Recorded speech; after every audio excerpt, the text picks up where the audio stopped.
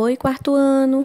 Hoje nossa aula é de História e nós iremos estudar as grandes navegações que aconteceram nos séculos XV e XVI. E por ser um tempo tão distante do nosso, o mar ainda era algo desconhecido.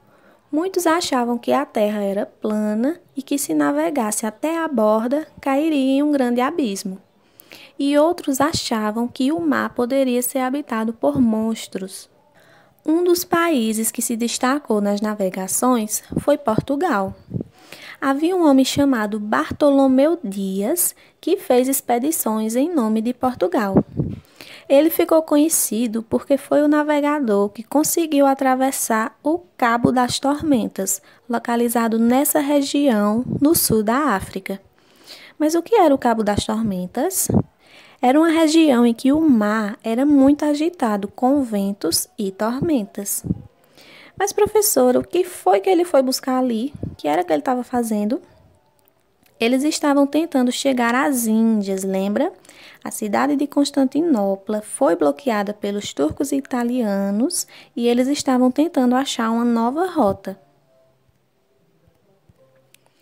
E Bartolomeu Dias conseguiu fazer essa passagem perigosa, que poderia abrir caminho para as Índias.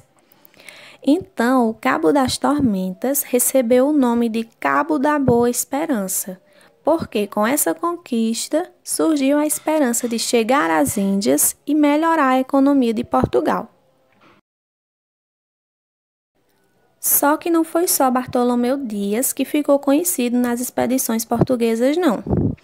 Um rapazinho chamado Vasco da Gama foi um navegador importante para Portugal. Vasco da Gama foi o responsável por contornar toda a África, chegando nas Índias. Dessa forma, ele foi o responsável por traçar uma nova rota completa para as Índias, chegando na cidade de Calicut em 1498. E o terceiro nome importante para Portugal foi o de Pedro Álvares Cabral. Esse vocês conhecem, né? Ele também era um navegador explorador e em uma de suas expedições foi o responsável por avistar as terras brasileiras em 1500 e torná-las domínio de Portugal. Ah, professora, então quer dizer que só Portugal fez grandes navegações, né? Não. Outros países também faziam navegações, mas quem se destacou foi principalmente Portugal e a Espanha. Isso mesmo, a Espanha também era uma desbravadora de mares. Como vimos, ela teve de encontrar outra rota para as Índias, porque se fosse pela mesma rota que Portugal, poderia entrar em conflito. E o nome mais importante para as navegações espanholas é o de Cristóvão Colombo. Ele era de Portugal, mas como a coroa portuguesa não se interessou em financiar suas expedições, ele enviou seus projetos ao rei da Espanha, que aceitou suas ideias. Ele apareceu com a teoria de que a Terra era redonda e que se navegasse sempre a oeste, daria a volta no globo e chegaria ou às Índias ou à Ásia. Durante a viagem, ele enfrentou muitas dificuldades, porque os marinheiros, desesperados porque não avistavam terra, ameaçaram se revoltar. E quando ele avistou terras em alto mar, ele acreditou que havia chegado às Índias ou à Ásia. Porém, ele se enganou. Ele havia chegado na América. Depois de anos, foi que um navegador italiano chamado Américo Vespúcio fez a mesma rota que Colombo e percebeu que, na verdade, não era nem as Índias e nem a Ásia. Se tratava de um novo continente. Por isso o continente se chama América, em homenagem a Américo Vespúcio. Como podemos perceber, Portugal e Espanha estavam navegando e fazendo descobertas. Então, eles passaram a disputar quem conquistava mais. E para não haver um conflito maior, eles resolveram fazer um tratado. Eles assinaram um documento em 7 de junho de 1494, chamado Tratado de Tordesilhas.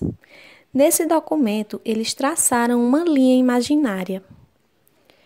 E essa linha dividia o planeta para que cada um ficasse com uma parte. Essa linha dividia o Brasil bem no meio. As terras que estivessem a oeste dessa linha eram de domínio espanhol, e as que estivessem a leste eram de domínio português. Só que outros países, como Inglaterra, França e Holanda, que ficaram de fora do acordo, não o respeitaram. Eles passaram a ocupar e dominar terras que eram de domínio português e espanhol, e também a piratear embarcações portuguesas e espanholas. Eita, professora, mas tantas navegações, conquistas, explorações, para que tudo isso? Ora, primeiro, os reis queriam movimentar a economia. Segundo, a Igreja Católica queria expandir a fé cristã, encontrar novos adeptos, né? E terceiro, a burguesia europeia, ou seja, as classes mais ricas, queriam obter lucros com as especiarias encontradas. Então, haviam muitos interessados nessas navegações, né? Por hoje é isso. Espero que vocês tenham entendido um pouco. Até a próxima e fiquem com Deus.